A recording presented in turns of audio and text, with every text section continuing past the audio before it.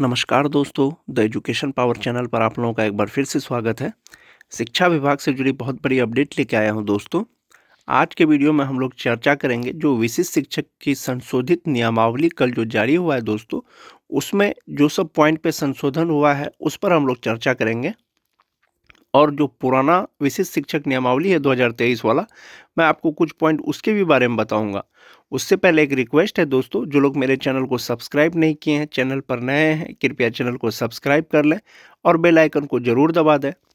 तो चलिए शुरू करते हैं आज का वीडियो। शिक्षा विभाग बिहार सरकार अधिसूचना जारी किया गया दोस्तों, और ये 19 दिसंबर का जारी किया है, 19 दिसंबर को। और इसका ज्ञापांक है 3054। बिहार विद्यालय विशिष्ट शिक्षक संशोधन नियमावली 2024। पहले जो नियमावली आया था वो विशिष्ट शिक्षक नियमावली 2023 आया था। अब संशोधन हुआ है 2024 में, तो वो संशोधित नियमावली 2024 हो गया। इस नियमावली दोस्तों मूलतः 3 चीज संशोधन हुआ है। एक तो परीक्षा 3 बार के बदले में 5 बार होगा, और दूसरा है कि जिस स्कूल में नियोजित शिक्षक पढ़ा रहे हैं वहीं पर उनका पदस्थापन किया जाएगा राजकर्मी के तौर पर। तीसरा है दोस्तों दंडात्मक कार्रवाई। जो सर्विस कोड है बिहार सरकार का, उसका कुछ पॉइंट इसमें जोड़ा गया है, उसके बारे में मैं बताऊंगा दोस्तों। भारत के संविधान के अनुच्छेद 309 के परंतु के अधीन प्रदत्त शक्तियों का प्रयोग करते हुए बिहार राज्यपाल एतद द्वारा बिहार विद्यालय विशिष्ट शिक्षक नियमावली 2023 में संशोधन करते हुए निम्नलिखित नियमावली बनाते हैं। संशोधित करने के बाद जो नियमावली बना है दोस्तों वो इस प्रकार से बना है। इसका विस्तार संपूर्ण बिहार राज्य में होगा। यह अधिसूचना निर्गत होने की तिथि से प्रवृत्त होगी।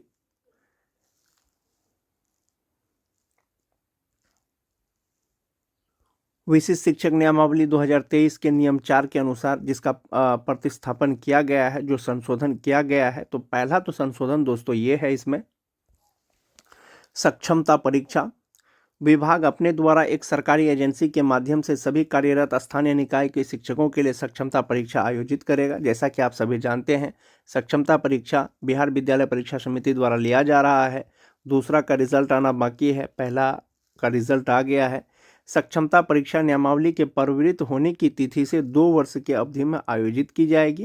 यानी सभी प्रकार की जो सक्षमता परीक्षा है वो 2 साल के अंदर में हो जाना है। प्रत्येक स्थानीय निकाय शिक्षक को सक्षमता परीक्षा उत्तीर्ण करने हेतु 5 अवसर प्रदान किए जाएंगे।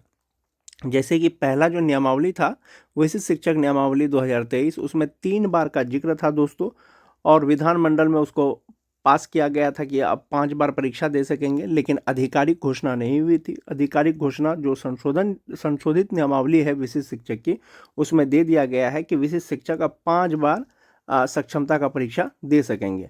स्थानीय निकाय शिक्षकों को सक्षमता परीक्षा उत्तीर्ण एवं प्रस्तुत शैक्षणिक एवं प्रशैक्षणिक प्रमाण पत्र के मिलान के उपरांत संबंधित जिला शिक्षा पदाधिकारी द्वारा औपबंधिक नियुक्ति पत्र निर्गत किया जाएगा।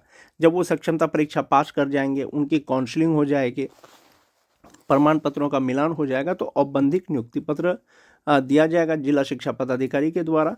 तदुपरांत उन्हें उनके पूर्व पदस्थापन में ही विशिष्ट शिक्षक के रूप में औपबंधिक रूप से पदस्थापन हेतु अलग से आदेश निर्गत किया जाएगा, जिसमें योगदान देने की अंतिम तिथि का स्पष्ट उल्लेख रहेगा। मूल तो दोस्तों इस नियमावली में फिलहाल ये कहा गया है कि आप जिस स्कूल में हैं उस स्कूल में आपको राजकर्मी के तौर पर विशिष्ट शिक्षक बना दिया जाएगा, और इसके लिए गाइडलाइन जारी होगा कि आपको अंतिम तिथि कब तक जो है योगदान करना है विद्यालय में। और जो ट्रांसफ़र के लिए अप्लाई किए हैं, जो दूर के क्षेत्र में है या दूर के ज़िले में है, दूसरे ज़िले में है, तो वो राजकर्मी बनेंगे नए विद्यालय में योगदान के साथ ही। और उसका गाइडलाइन भी दोस्तों 1 से 2 दिन में आ जाएगा। विशिष्ट शिक्षक द्वारा पदस्थापन आदेश में निर्धारित अंतिम तिथि तक योगदान किया जाएगा। जो गाइडलाइन होगा दोस्तों उसमें अंतिम तिथि दिया हुआ रहेगा, और अंतिम तिथि तक योगदान कर लेते हैं तो विशिष्ट शिक्षक बन जाएंगे, राजकर्मी बन जाएंगे। योगदान की तिथि से वे विशिष्ट शिक्षक कहलाएंगे एवं स्थानीय निकाय शिक्षक पद से वे स्वतः विरमित समझे जाएंगे। जैसे ही गाइडलाइन आता है और विशिष्ट शिक्षक के तौर पर उसी विद्यालय में यदि वे योगदान करते हैं तो स्थानीय निकाय के पद से यानी नियोजित शिक्षक के पद से वो स्वतः विरमित समझे जाएंगे। उसको विरमण पत्र किसी से लेने की आवश्यकता नहीं है। विशिष्ट शिक्षक के रूप में औपबंधिक रूप से योगदान के उपरांत किसी भी विशिष्ट शिक्षक के पास स्थानीय निकाय शिक्षक के रूप में वापस होने का विकल्प नहीं रहेगा। यूँ समझें कि दोस्तों आपको किसी से विरमण पत्र नहीं लेना है। अगर आप ये चाहें कि स्थानीय निकाय शिक्षक छोड़ करके हम विशिष्ट शिक्षक बन जाते हैं और बाद में हम स्थानीय निकाय के शिक्षक फिर से हम नियोजित बन जाएंगे, तो ऐसा संभव नहीं है। वापस होने का विकल्प नहीं रहेगा। जैसा कि सभी शिक्षकों को लगता था या लगता है कि विरमण लेकर के जाने से कोई दिक्कत नहीं होगा, बाद में सर्विस जो है फिर से ज्वाइन कर सकते हैं, लेकिन ऐसा नहीं है दोस्तों। नियमावली जो संशोधित नियमावली है उसमें दे दिया है कि स्थानीय निकाय के शिक्षक के रूप में वापस होने का विकल्प नहीं रहेगा। उसके बाद यदि शैक्षणिक प्रशैक्षणिक प्रमाण पत्र सही पाया जाता है तो जिला शिक्षा पदाधिकारी द्वारा उनकी सेवा की संपुष्टि की जाएगी, यानी विशिष्ट शिक्षकों की सेवा की संपुष्टि की जाएगी। दूसरा है दोस्तों अनुकंपा पर बहाली होगी या नहीं होगी विशिष्ट शिक्षक के रूप में। तो इसमें दिया गया है विशिष्ट शिक्षकों के आश्रितों की अनुकंपा के आधार पर नियुक्ति विभाग की प्रचलित नीति एवं निर्धारित पात्रता अर्हता के अनुसार की जाएगी। जो क्वालिफिकेशन कोई जो मापदंड शिक्षक बनने का है, अगर वो सारे अगर अर्हता या पात्रता अगर पास करते हैं आश्रितों शिक्षक के आश्रित, तो उनको अनुकंपा के आधार पर नियुक्त किया जा सकता है। और स्थानांतरण से संबंधित जो महत्वपूर्ण अपडेट है दोस्तों वो ये है, विशिष्ट शिक्षक राज्य के अंतर्गत स्थानांतरणीय होगा, यानी पूरे राज्य में कहीं पर भी उसका स्थानांतरण किया जाएगा। स्थानांतरित विद्यालय में विशिष्ट शिक्षकों को योगदान करना अनिवार्य होगा। स्थानांतरणीय है ये राज्य के कहीं पर भी, जहां पर इसका स्थानांतरण होगा, ट्रांसफर होगा, वहां पर योगदान करना अनिवार्य होगा। इस हेतु विभाग द्वारा अलग से स्थानांतरण निधि निर्धारित की जाएगी और शिक्षकों के लिए जो है विशिष्ट शिक्षकों के लिए स्थानांतरण नीति अलग से जो है निर्धारित किया जाएगा। विशिष्ट शिक्षकों को सामान्य रूप से जिला के अंदर स्थानांतरण पदस्थापन की कार्रवाई आरटी मानक के अनुरूप छात्र शिक्षक अनुपात एवं विभिन्न श्रेणी के शिक्षक के मध्य संतुलन को ध्यान में रखते हुए एवं प्रशासनिक कार्यों से जिला स्थापना समिति द्वारा की जाएगी, जिसका स्वरूप निम्नत होगा। इसमें कहा गया है दोस्तों, जो विशिष्ट शिक्षक का सामान्य तौर पर जो स्थानांतरण या पदस्थापन होगा ना, वो आरटी मानक के रूप में छात्र शिक्षक अनुपात को देखते हुए उसका जो है पदस्थापन या स्थानांतरण किया जा सकता है। जो स्थानांतरण होगा उसका स्वरूप किस प्रकार से होगा? उसका स्वरूप होगा दोस्तों, जो जिला पदाधिकारी है वो अध्यक्ष होंगे, उप विकास आयुक्त जो डीडीसी होंगे वो सदस्य होंगे, जिला शिक्षा पदाधिकारी उसमें सदस्य सचिव होंगे, जिला कार्यक्रम पदाधिकारी सदस्य होंगे। जो पहले नियमावली में दिया गया था उसी प्रकार से था दोस्तों, और इस प्रकार से उनका जो है पदस्थापन या स्थानांतरण किया जाएगा, जिसका अध्यक्ष जिला पदाधिकारी होंगे। लेकिन चूंकि ये पदस्थापन का पहला चरण है सक्षमता 1 वालों के लिए, तो इसमें दिया गया है कि परंतु प्रथम चरण में सभी विशिष्ट शिक्षकों का स्थानांतरण एवं पदस्थापन मुख्यालय स्तर से राज्य स्तरीय समिति द्वारा किया जाएगा, जिसका स्वरूप निम्नवत होगा। यानी जिला स्तर से ट्रांसफर और पदस्थापन किया जाएगा, बाद में किया जाएगा। चूंकि ये पहला चरण है दोस्तों, इसीलिए ये राज्य मुख्यालय से किया जाएगा, जिसका अध्यक्ष जो है सचिव होंगे शिक्षा विभाग के, सदस्य होंगे निदेशक प्राथमिक शिक्षा, निदेशक माध्यमिक शिक्षा भी सदस्य होंगे, सदस्य सचिव होंगे, उप निदेशक जो शिक्षा विभाग के हैं वो होंगे सदस्य सचिव होंगे। इस प्रकार से राज्य मुख्यालय से जो है शिक्षकों का पदस्थापन या ट्रांसफर किया जा सकेगा। दूसरा पॉइंट है दोस्तों कि प्रारंभिक विद्यालयों में विशिष्ट शिक्षकों तथा माध्यमिक उच्च माध्यमिक विद्यालयों में विशिष्ट शिक्षकों के स्थानांतरण के लिए राज्य स्तरीय समिति की अलग अलग बैठक आयोजित की जाएगी। यानी माध्यमिक और उच्च माध्यमिक के जो विशिष्ट शिक्षक होंगे उसके स्थानांतरण के लिए राज्य स्तरीय एक तरह का बैठक होगा, उसमें निर्णय लिया जाएगा। विशिष्ट शिक्षक नियमावली संशोधित नियमावली 2024 में जो नया जोड़ा गया है दोस्तों, वो जोड़ा गया है नियम को जोड़ा गया है। इसमें बिहार विद्यालय विशिष्ट शिक्षक नियमावली 2023 के नियम 10 के बाद एक नया नियम 10 को प्रशासनिक दृष्टिकोण से स्थानांतरण के रूप में अंतः स्थापित किया जाएगा। क्या है प्रशासनिक दृष्टिकोण? प्रशासनिक दृष्टिकोण है दोस्तों, प्रशासनिक दृष्टिकोण यथा अनुशासनहीनता, सरकार के आदेश की अवहेलना, लगातार विलंब से विद्यालय आना, विद्यालय में उपस्थिति दर्ज कर गायब हो जाना, शैक्षणिक वातावरण को दूषित करना, दूसरे शिक्षक को पठन पाठन नहीं करने हेतु उस्काना, ये सब प्रशासनिक दृष्टिकोण मतलब आप पर कार्रवाई हो सकती है इस प्रकार का यदि आप में कुछ परिलक्षित होता है तो। महिला शिक्षिका छात्रों के साथ अमर्यादित व्यवहार की शिकायत, बच्चों के अधिगम स्तर में वांछित प्रगति नहीं होना, यानी जो चीज़ आप बच्चों को पढ़ा रहे हैं और उसमें अधिगम का उसमें प्रगति नहीं हो रहा है यानी प्रोग्रेस नहीं हो रहा है, तब भी आप प्रशासनिक दृष्टिकोण से दोषी पाए जाएंगे। पाठ टीका का संधारण नहीं करने एवं शिक्षण कार्य हेतु सरकार के निर्देश का अनुपालन नहीं करने इत्यादि कारणों से विशिष्ट शिक्षकों को प्रखंड जिला से बाहर स्थानांतरित किया जाएगा। वैसे शिक्षक जो सरकार का जो आदेश होगा उसको नहीं मानेंगे, विद्यालय देर से आएंगे, बच्चों को नहीं पढ़ाएंगे, बच्चों को जो वो पढ़ा रहे हैं बच्चों में अगर प्रोग्रेस नहीं हो रहा है, वो पाठ टीका नहीं लिख रहे हैं, और भी बहुत कुछ है इसमें दोस्तों। अगर इस तरह का कोई शिक्षक अगर करते हैं तो उनका ट्रांसफ़र किसी दूसरे ब्लॉक में, किसी दूसरे जिले में भी किया जा सकेगा। और ऐसा होगा दोस्तों, ऐसा कब होगा? जिला पदाधिकारी के अनुशंसा पर उसका जो ट्रांसफ़र है या उनकी पोस्टिंग है अन्य जिला में भी किया जा सकेगा। इस तरह का यदि मामला किसी शिक्षक के पास आता है दोस्तों, किसी शिक्षक के साथ होता है तो उस पर कार्रवाई की जाएगी और कार्रवाई से पूर्व संबंधित विशिष्ट शिक्षकों को नोटिस निर्गत कर अपना पक्ष रखने हेतु 3 दिन का समय दिया जाएगा। उत्तर प्राप्त नहीं अथवा संतोषजनक उत्तर नहीं रहने की स्थिति में सक्षम पदाधिकारी द्वारा प्रखंड जिला स्थानांतरण की कार्रवाई की जा सकेगी। पहला जो नियमावली था दोस्तों, विशिष्ट शिक्षक नियमावली, वो बहुत सिंपल था, उसमें बहुत ज़्यादा कुछ भी नहीं था, लेकिन इसमें दंडात्मक जो जोड़ा गया है दोस्तों उसमें बहुत सारे पॉइंट हैं। संशोधित नियमावली विशिष्ट शिक्षक नियमावली में एक 10 का ख पॉइंट भी जोड़ा गया है दोस्तों। और 10 का ख पॉइंट क्या है? 10 का ख पॉइंट है सरकारी आदेश का पालन नहीं करना, निर्धारित पाठ्यक्रम को सुगम एवं सुलभ ढंग से पूर्ण कराना, ये सब उनको करना है। एक शिक्षक का एक दायित्व होगा कि सरकारी आदेश का पालन करना है, निर्धारित पाठ्यक्रम को सुगम एवं सुलभ ढंग से पूर्ण कराना है, समय पर विद्यालय आना और निर्धारित रूटीन के अनुसार कक्षा का संचालन करना है। ये सब नियमावली में दिया गया है दोस्तों। शैक्षणिक वातावरण को दूषित नहीं करना है।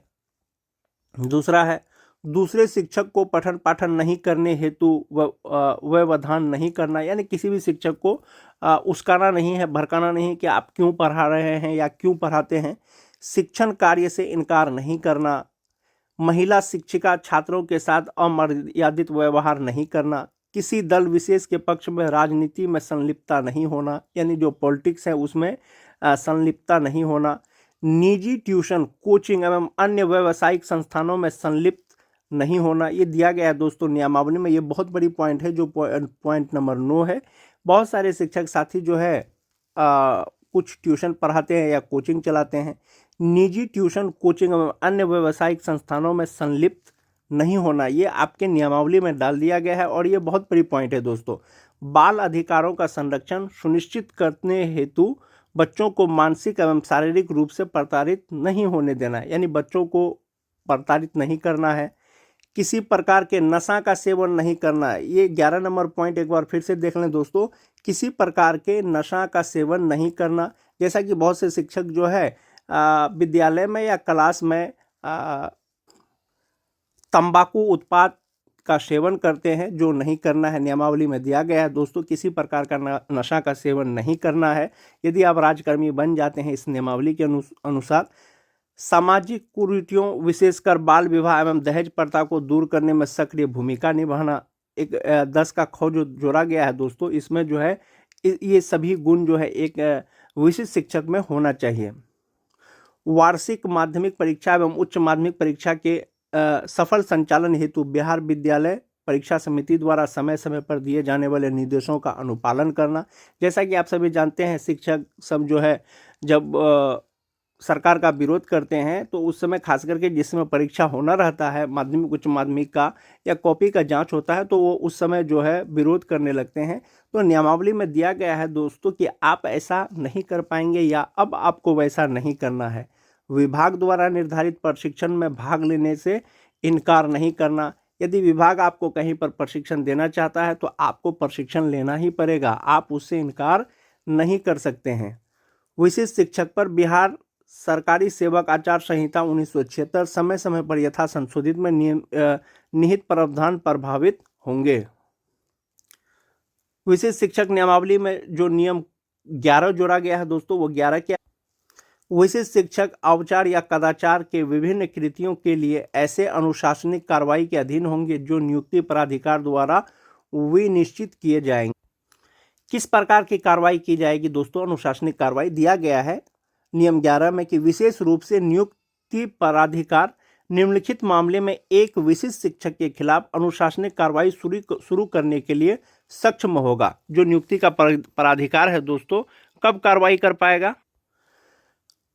पहला पॉइंट है दोस्तों, कार्य से अनाधिकृत अनुपस्थित, यानी कि कार्य नहीं करना या अनुपस्थित रहना, जानबूझकर अवज्ञा और अनुशासनहीनता, विद्यालय के शैक्षणिक वातावरण में योगदान न देना, वित्तीय अनियमितता, सार्वजनिक जीवन में ईमानदारी का अभाव, किसी भी आपराधिक मामले में शामिल होना, बिहार सरकारी सेवक आचार संहिता नियमावली 1976 के प्रावधानों का उल्लंघन, कोई अन्य मामला जिस पर अनुशासनिक प्राधिकार विचार करे, नियम 10 ख आचरण संहिता का उल्लंघन, समझा गया निलंबन, यानी कब स्वतः निलंबित समझा जाए। कोई भी विशिष्ट शिक्षक जो 48 घंटे से अधिक समय से न्यायिक, पुलिस, सिविल अभिरक्षा में रहा है उसे निलंबित समझा जाएगा और अनुशासनिक प्राधिकार ऐसा आदेश जारी करेगा।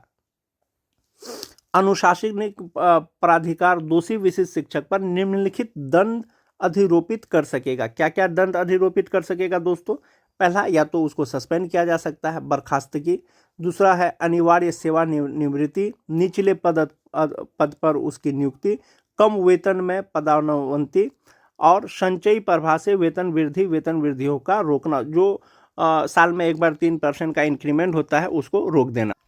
मूल रूप से दोस्तों जो पॉइंट नंबर 10 और 11 इसमें जोड़ा गया है वो दंड के तौर पर क्या क्या हो सकता है विशिष्ट शिक्षकों के लिए वो दिया गया है। और जो पॉइंट इसमें नहीं दिया गया है दोस्तों, तो ये समझा जाए जो पहला वाला विशिष्ट शिक्षक नियमावली 2023 था उसका पॉइंट जो है यथावत रहेगा। जो संशोधित हुआ है या जो संशोधन हुआ है वही पॉइंट इसमें दिया गया है दोस्तों।